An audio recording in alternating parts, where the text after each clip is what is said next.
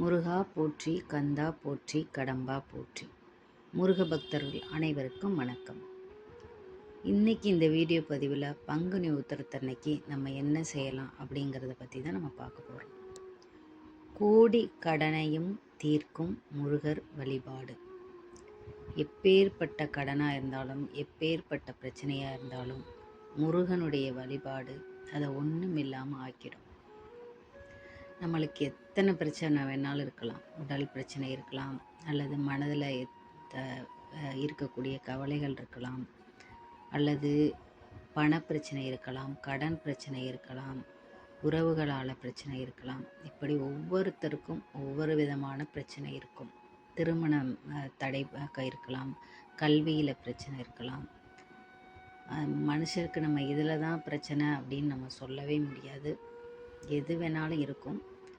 ஆனால் அதை பற்றி எதை பற்றியுமே நீங்கள் கவலைப்பட வேணாம். முருகனோட காலடியில் ஒப்படைச்சிட்டு, முருகா நீ மட்டுமே எனக்கு துணை அப்படின்னு நினச்சி முருகனை வழிபாடு செய்யுங்க. உங்களுடைய எப்பேற்பட்ட பிரச்சனையும் கண்டிப்பாக முருகனுடைய அருளால் தவிடுபொடியாகும். முருகனும் முருகனுடைய வேலும் சேவலும் மயிலும் நமக்கு துணையாக நிற்கும். பங்குனி உத்திரத்தன்னைக்கு நம்ம என்ன செய்யலாம் அப்படின்னா, உங்களுக்கு பூஜை முறையில் நம்ம இப்படி தான் அப்படி கஷ்டமான முறைகளை நீங்கள் கண்டிப்பாக ஃபாலோ பண்ண வேணாம். ஏன்னா ஒரு சிலருக்கு டைம் இருக்கும், அவங்களால செய்ய முடியும். ஒரு சிலர் வேலைக்கு போவாங்க, அதனால் அவங்களுக்கு டைம் இருக்காது. பூஜையை எளிய முறையில் ஒரு பூப்பட்டு விளக்கு ஏற்றி நீங்கள் பூஜை பண்ணிவிட்டு முடிஞ்சால் கோயிலுக்கு போய் நீங்கள் ஒரு அர்ச்சனை பண்ணலாம், தீபம் ஏற்றலாம். முடிந்தவரை தீபம் போடுங்க. முருகனுக்கு தீபம் போடலாம், வெற்றிலை தீபம் போடலாம். அந்த மாதிரி நீங்கள் ஏதாவது பண்ணலாம். பண்ணிட்டு பதிகங்கள், ஏதாவது ஒரு பதிகத்தை, இதுதான் அப்படின்னு இல்லை, உங்கள் பிரச்சனைக்கு ஏற்றவாறு உள்ள ஒரு பதிகத்தை நீங்கள் தேர்ந்தெடுங்க.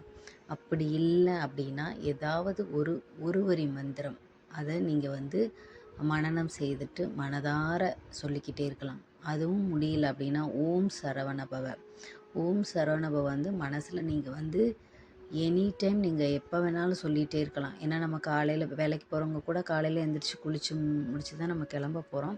பஸ்ஸில் போகும்போதோ வண்டியில் போகும்போதோ நீங்கள் எப்போ வேணாலும் அதை மனதார சொல்லிகிட்டே நீங்கள் அதை முடிஞ்சால் 1008 தடவை, அப்படி முடியலைன்னா 108 தடவை கண்டிப்பாக சொல்லலாம். வீட்டில் இருக்கிறவங்க கண்டிப்பாக ஒரு சங்கல்பம் வச்சுட்டு அன்றைக்கி ஒரு 108 முறை கண்டிப்பாக எழுதுங்க.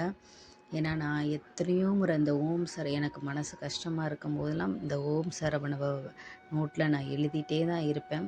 கண்டிப்பாக கொஞ்ச நேரத்தில் ஒரு மனசு நமக்கு லேசாயிரும். இந்த மாதிரி ஏதாவது ஒரு இதை நீங்கள் கண்டிப்பாக அன்னைக்கு முருகனுக்காக நீங்கள் ஃபாலோ பண்ணி கண்டிப்பாக செய்யுங்க.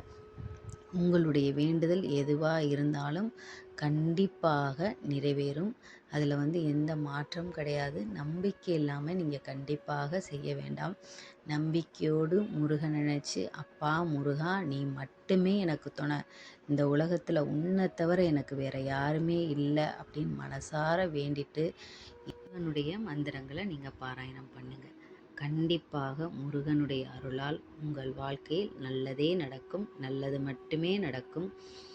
இன்று முருகனை நம்பி முருகனை மனதார வேண்டி வணங்குங்கள். முருகா சரணம். இந்த வீடியோ கண்டிப்பாக உங்களுக்கு பிடிச்சிருந்ததுன்னா லைக் பண்ணுங்கள்.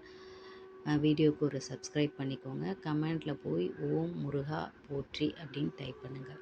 முருகா சரணம்.